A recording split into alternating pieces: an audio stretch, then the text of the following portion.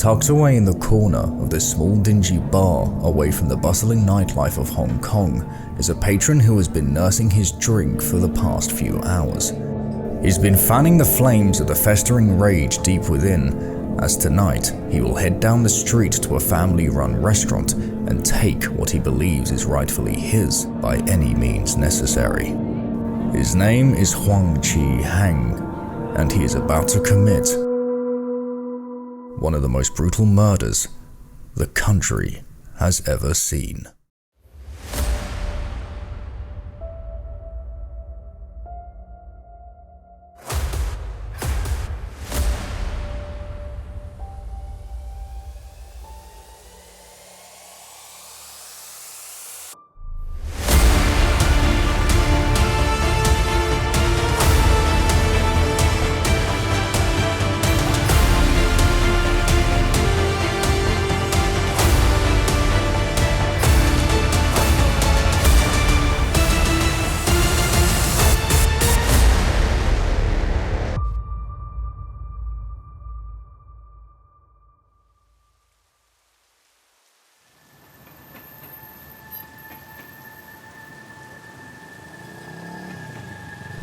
Huang Zhiheng was born in mainland China sometime in the 1930s, but despite the infamy of his later actions, very little information about his early life is known.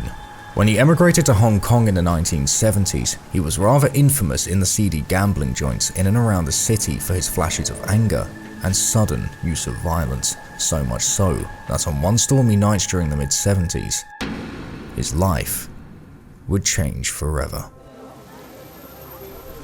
It was beneath the glow of Hong Kong's neon-lit streets that Huang scoured through the alleyways surrounding the multiple gambling halls, attempting to track down a man whom he had lent a large sum of money to.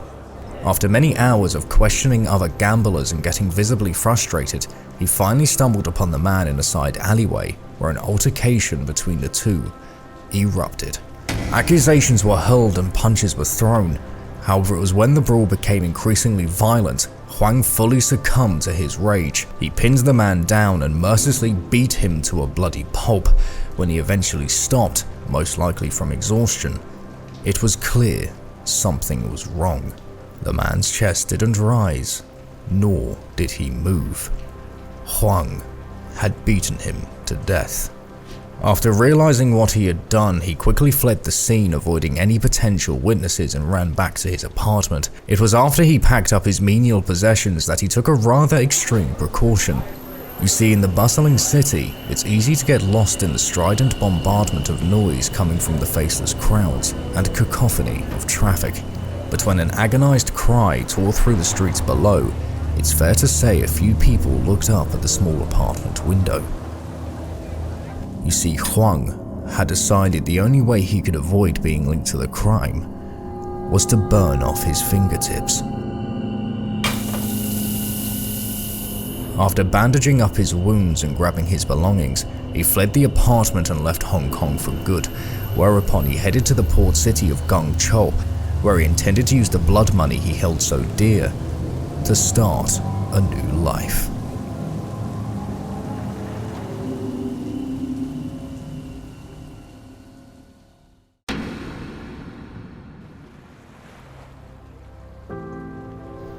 After arriving in the sprawling city of Guangzhou, Huang walked the streets as a new man, fully believing he was one step ahead of the law. With the last of his funds, he managed to find himself a small apartment and began working on a food stall and later at a fish market to pay the rent.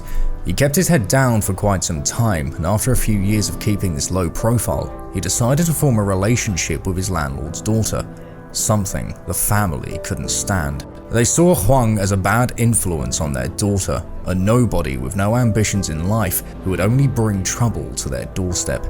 But no matter how much they tried to break the couple up, it just seemed to push them closer together, until sometime in the late 70s, they married.